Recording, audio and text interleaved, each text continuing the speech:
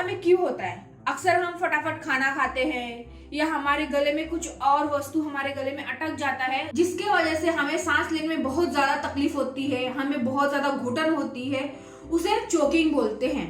अगर किसी को चोकिंग हो रहा है तो आप किस तरह पहचानोगे कि उसे चोकिंग हो गया है? सबसे पहला तो वो इंसान जिसे भी चोकिंग हो रहा है, जिस गले में कुछ अटक गया है, वो ठीक से बोल नहीं पाएगा, वो ठीक से अपनी आवाज नाम तक नहीं ले पाएगा। उसके साथ ही वो सांस लेने में उसको बहुत ज्यादा ही तकलीफ होने लगेगा, वो अपना सांस भी सही से नहीं लेगा। उसका गला और मुंह खुला रहेगा, वो अपने गले को इस तरह पकड़ेगा और मुंह को आ इस तरह करके रखेगा कि ताकि, क्योंकि उसके गले में जो है ना कुछ चीज अटक गया है, इसलिए उसका वो पोजीशन रहेगा, गला इस तरह पकड़ेगा वो और मुंह को आ इस तरह करके रखेगा। तो समझ जाना उस पेशेंट के गले में कुछ तो अटक गया है। उसको आप खांसी बोलोगे करने के लिए तो वो जोर से भी खांसी भी नहीं कर पाएगा, क्योंकि चोकिंग होने की वजह से हमारे शरीर में जो ऑक्सीजन की लेवल बहुत ज्यादा कम होने लगते हैं, हमें क्योंकि सांस लेने में बहुत ज्यादा तकलीफ होता है, उसके वजह से हमारे शरीर में ऑक्सीजन लेवल कम होता है। इसके वजह से उस इंसान की पूरी बॉडी नीली पड़ने लगती है। तो इस तरह आप पहचान सकते हो उस पेशेंट को चोकिंग हो रहा है। उस सिचुएशन में उस पेशेंट की फर्स्ट एड मदद कैसे कर सकते हो? अगर वो पेशेंट है तो आपको उससे पहले पूछना है कि आपकी को सांस लेने में तकलीफ हो रही है। अगर वो नहीं बोल पा रहा है तो उसे बोलना आप क्या खांसी कर पा रहे हो? अगर वो खांसी कर पा रहा है तो उसे बोलना है कि आप जितना जोर से हो सके उतना जोर से खांसी करो, ताकि जो भी उसके गले में अटका है वो उसके गले से बाहर आ जाए। अगर उस सिचुएशन में अगर उसको खांसी नहीं कर पा रहा है, वो बहुत तेजी से खांसी नहीं कर पा रहा है, सांस लेने में उसे बहुत ज्यादा तकलीफ हो रही है, उस सिचुएशन में आपको फर्स्ट एड ट्रीटमेंट देना बहुत ही ज्यादा जरूरी हो जाता है। तो फर्स्ट एड ट्रीटमेंट आप कैसे दोगे? तो हमें चोकिंग निकालने के लिए दो टाइप है।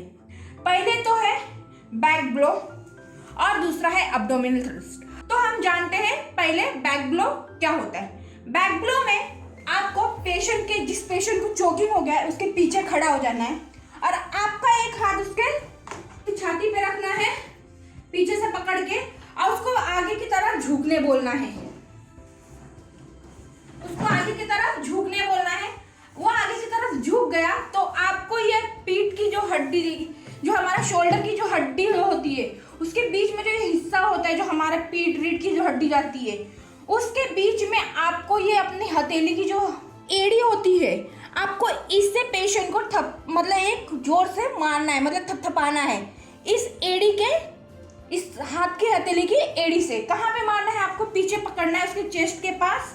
उसके बाद ये दोनों अपने जो शोल्डर की जो हड्डी होती है उसके बीच में से जो हमारी स्पाइनल कॉर्ड जाती है, हमारी जो स्पाइन होती है, पेशेंट को झुकने बोलना है। उसके बाद आपको यहाँ पे वैसे जोर से मारना है।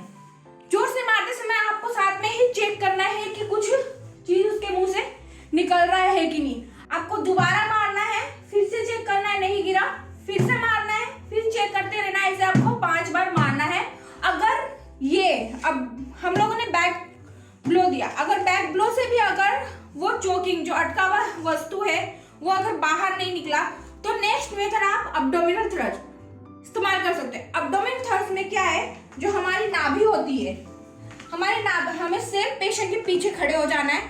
पेशेंट के पीछे खड़े होने के बाद पेशेंट को थोड़ा आगे मुंह के झुकने बोलना है।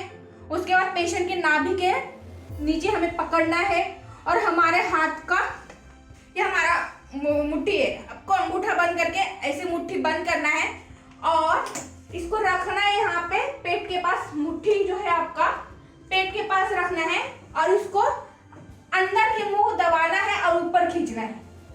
आपको अंदर पेट को दबाना है और ऊपर खींचना है, ताकि जो हमारे यहाँ पे स्टर्नम होता है उसे प्रेशर जाए और वो जो भी अटका हुआ वस्तु है वो बाहर आ जाए। तो ये भी क्रिया आपको अंदर दबाना है, पेट में दबाना है, आपको ऊपर खींचना है और चेक करना है कि पेशेंट के जो मुंह में कुछ वस्तु जो अटका हुआ है वो बाहर निकला है कि नहीं। ये भी आपको क्रिया 5 टाइम रिपीट करना है और चेक करते रहना है कि वो वस्तु निकला है कि नहीं।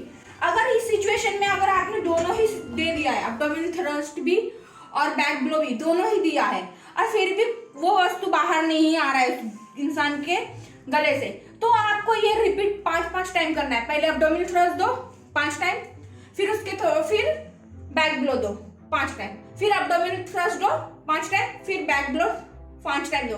इस तरह आपको अल्टरनेट करते रहना है जब तक कि वो वस्तु बाहर ना आ जाए। वो वस्तु अगर पेशेंट उस दौरान अगर उसको ज्यादा ही सांस लेने में प्रॉब्लम होने लगा, अगर वो बेहोश होने लगा, तो आपको तुरंत ही इमरजेंसी में जाना है, तुरंत ही हॉस्पिटल पहुंचना है और डॉक्टर को दिखाना है।